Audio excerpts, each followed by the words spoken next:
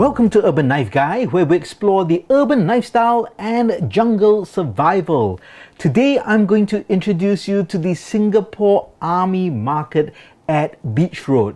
Now this is a really cool place that has been around for 40 years, and it's the place where Army personnel would buy all their equipment if they need to get replacement or they wanted to get new gear. It's not an army surplus store. You don't really find second-hand items, they're all new items, but you can get all kinds of gear, from small little pieces of kit to even backpacks, uniforms and boots. I'll tell you more about it in just a bit. First, if you watch this channel regularly but have not subscribed, please do so to help the channel out. So the Army Market, which is in Beach Road, is actually on the third floor of a food center, or what we call a hawker center. So on the third floor, and there are no lifts, I believe, you just have, maybe there's a lift now, but back then you just have to climb up the stairs. And back then, at least when I was first introduced to it, probably in the late 80s, and I went there when I was a scout to buy equipment for a camping trip, I would just be amazed at this marketplace sort of floor full of small shops selling all this camping, military gear, all kinds of pieces of kits. And at that time, because there's no other source for such gear, you only could get it at Beach Road. Now there's a lot more competition. You can get kits online. You can also get them from stores which are in the military camps as well. So a lot of these businesses have actually closed down, and if the original owners have retired, it doesn't go beyond a second generation. But there's still quite a few stores around, as you can see, and definitely I would say the amount of gear has gone down. You still can get some things, but definitely not as you could 10, 15, 20 years ago. But it's still a fascinating place to go, and I do like to go there from time to time just to see what there is. It's not super cheap now. It used to be cheap, but now it's not really considered cheap. Singapore is not a cheap city, so even in a place like that, things are quite expensive. But to cut a long story short, I had a $100 voucher that I could spend in almost any one of these shops. So I went down to get a couple of items, and this is what I got. One of these items is this Morel Patch. I've been looking for a Singapore flag Morel Patch for some time. I have seen it available online, but I didn't just want to order it and pay for shipping for something just like this. So this is actually the Singapore flag. Now Singapore flag is red and white. This is the tactical version, and this can be put on any Velcro surface. So I was happy enough to get that. Now, as I mentioned, I had a $100 voucher, kind of, so that's about 75 US dollars, and basically I spent everything. So I'm going to show you what I spent on. I did buy a couple of bottles of insect repellent. Now this is issued by the Singapore Army. It's military grade. It's really good stuff. It's small and portable, so that's why I like it too. It just fits so slenderly and just fits into my bushcraft side pouch. And it's really good stuff because if you're trying to fight off the mosquitoes and insects in this part of the world, then you need mosquito repellent from this part of the world. So got a couple of bottles of that. I did get some Ranger bands. Now actually I'm getting some bicycle inner tubing, but again I was just trying to pile up stuff to buy. I was finding things I could spend my $100 on. So there's just Ranger bands, 5 in a small pack. I got a small pouch. It's a very basic pouch, but MOLLE attachment, and a very good style of MOLLE attachment. Now in a MOLLE attachment system, it would go onto a bag or another belt maybe, and you would interweave it. Now great thing about this one is after you interweave it, it actually can fold back on itself quite well. So okay, let's do that properly. So this would go in, it would interweave with a corresponding component on a bag or a belt, and just to make sure it's secure, you can actually fold this back and then have it go back in, for example, like that, and it's very secure. It will not come out. I personally do like the MOLLE attachment, and this was quite well designed. There's no snaps or fasteners that's needed, and I was surprised to find out this was designed in Singapore and by this company. So DG Soldier Talk. Never heard of this brand before, but decent gear. This is all nylon. Again, this is a simple pouch. just a utility pouch. You can put it maybe on a bag or a belt. It's got some compartmentalization, and there is a double layer, so there's a lining, so for waterproof, at least for this side, not so much here. This is good for anything that a compass could fit there, like an static compass could fit there quite nicely.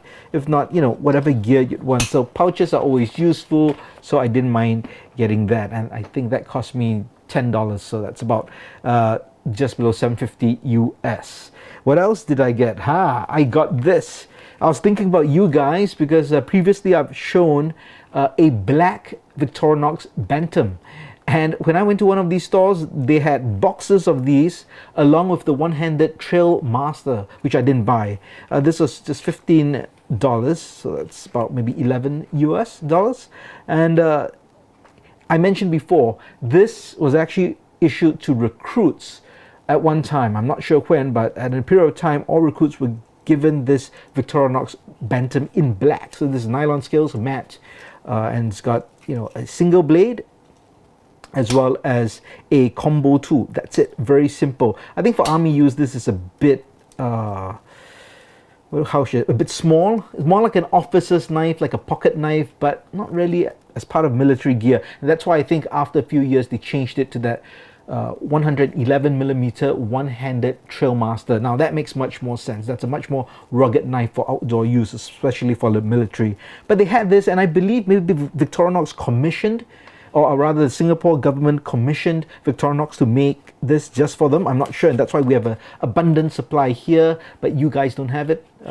I really don't know the real story, but it was funny because when I went to the store and I saw the box, of course, and I immediately recognized it. And then the lady, the store owner, she said, "Oh yes, this is a Swiss Army knife made in the US." And I was like, "Oh, I thought they're made in Canada, so I'll buy one then." And then she tried to push me the Singapore Army jackknife, which is actually this. Now I didn't buy it, but she told me, "Oh, do you want to buy this old antique knife that they used to give to recruits? This was a standard issue." And I said, "Yes, I was issued one of these." And I have that. And I've done a video on this, by the way, because this is actually a copy of the British Army knife. You can check out the video in the link in the card above or the description below. I've got two more items. This is a big item, and it's a bag. So kind of like a EDC sling bag. Maybe it could be used for outdoor light hike bag.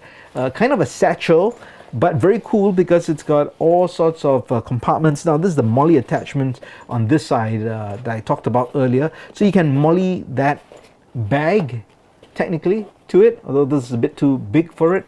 But you could definitely, some knife sheaths are molly attachments like the lion steel knives where they give the black Kudura sheaths that can go on easily on both sides.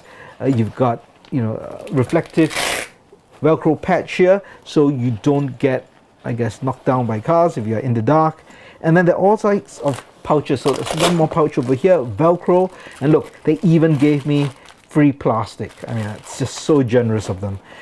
And this is pretty cool. You can put a bit of gear, whether it's a torchlight or something here, and that can just come out as a buckle if you need, and then you can put that on. Now I can put my Morel Patch here. That's perfect. And this is interesting. I'm not sure what this is for. So it's just a loop that goes on like that. So if I would have to guess, I think this would be for an L torch.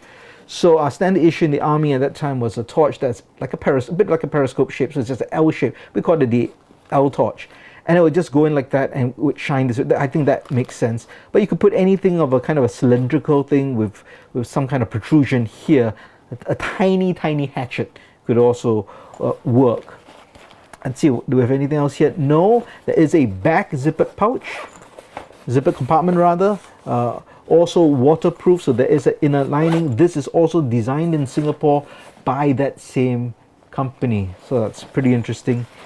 And inside, it's all foam padded, so it looks like you could put an iPad inside here for protection, or really small. Yeah, you could put a small laptop if it's small enough, and then you got pretty much quite a bit of space. You can see how big it expands. But it's actually quite a thin profile if you need. Now dimensions are 12 inches by 8 inches by about just under 3 inches, but as you can see, it could easily expand quite a bit. So again, just to spend that money, I thought this was pretty cool. Always good to have a good quality pouch with lots of compartments and attachments. Now, one last item, and this is the biggest spend. This is actually a water bladder. So it's a water hydration system. Let's open it up. And this is actually from Camelback, and it is military specs, and this is issued by the Singapore Army as well for the new webbing. And I've always wanted to get a water bladder. I do have my Bushcraft Day Pack, which has a back compartment for a water bladder, but it just never pulled the trigger. And since this was available, it's in black, which is what my pack is. Good brand, good quality, military specs, can't go wrong. 3 liters of water here. So I think that's perfect for my needs, what I need. Size is great. And well, the brand is good. So I believe this is a good thing to pick up. And this cost 35 Singapore dollars. So that would probably be about 27 US dollars. So that's it. That's all the gear I bought from the Singapore Army market. I hope you liked this video. If you did, please give it a thumbs up. And if you like this content in general, please subscribe to the channel and hit that notification bell. Thanks for watching. Talk to you soon.